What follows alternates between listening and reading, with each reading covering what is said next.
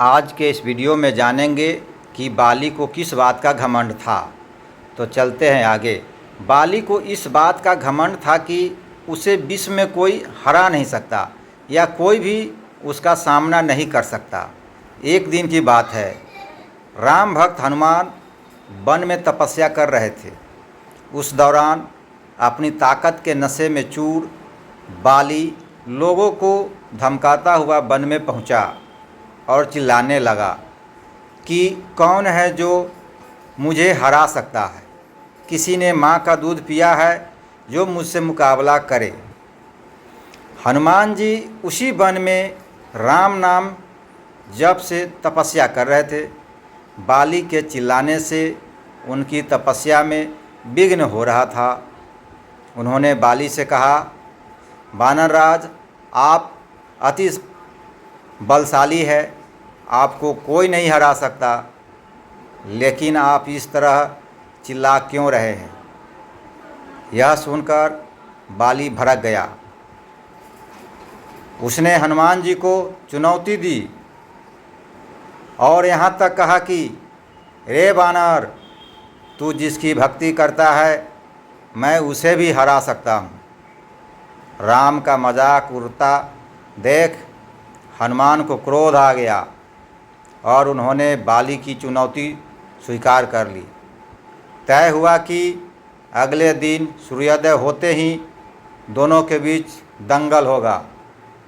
अगले दिन हनुमान तैयार होकर दंगल के लिए निकले ही थे कि ब्रह्मा जी उनके समक्ष प्रकट हुए।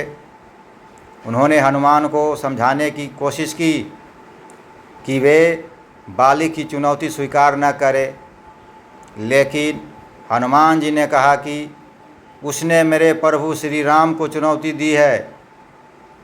ऐसे में अब यदि मैं उसकी चुनौती को अस्वीकार कर दूंगा तो दुनिया क्या समझेगी। इसलिए उसे तो सबक सिखाना ही होगा। यह सुनकर ब्रह्मा जी ने कहा, ठीक है, आप दंगल के लिए जाओ, लेकिन अपनी शक्ति का 10वां हिस्सा ही लेकर जाओ। शेष अपने आराध्य के चरण में समर्पित कर दो। दंगल से लौटकर यह शक्ति फिर हासिल कर लेना। यह सुनकर हनुमान जी मान गए और अपनी कुल शक्ति का 10वां हिस्सा लेकर बाली से दंगल करने के लिए चल पड़े। दंगल के मैदान में हनुमान जी ने जैसे ही बाली के सामने अपना कदम रखा, ब्रह्मा जी के वरदान के अनुसार हनुमान जी की शक्ति का आधा हिस्सा बाली के शरीर में समाने लगा। इससे बाली के शरीर में उसे अपार शक्ति का एहसास होने लगा। उसे लगा जैसे ताकत का कोई समंदर शरीर में लिहोरे ले रहे हैं।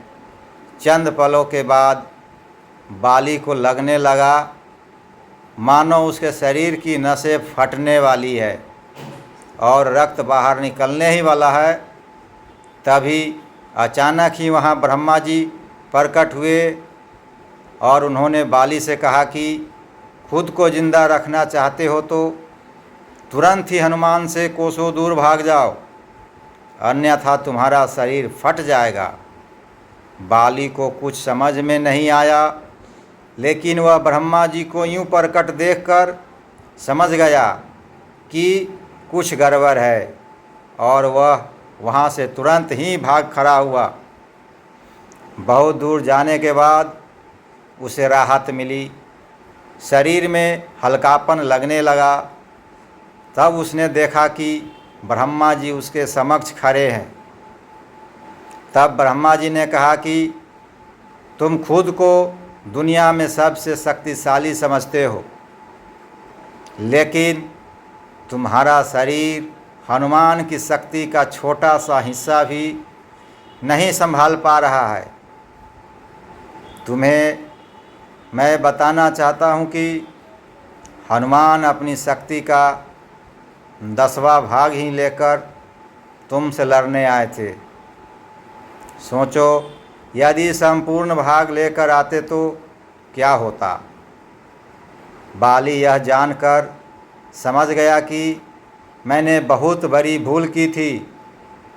बाद में बाली ने हनुमान जी को दंडवत प्रणाम किया और बोला, अथाह बल होते हुए भी हनुमान जी शांत रहते हैं और राम भजन गाते रहते हैं, और एक मैं हूँ जो उनके एक बाल के बराबर भी नहीं हूँ और उनको ललकार रहा हूँ।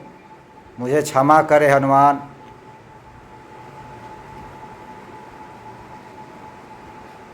जय श्री राम। जय बजरंग बली।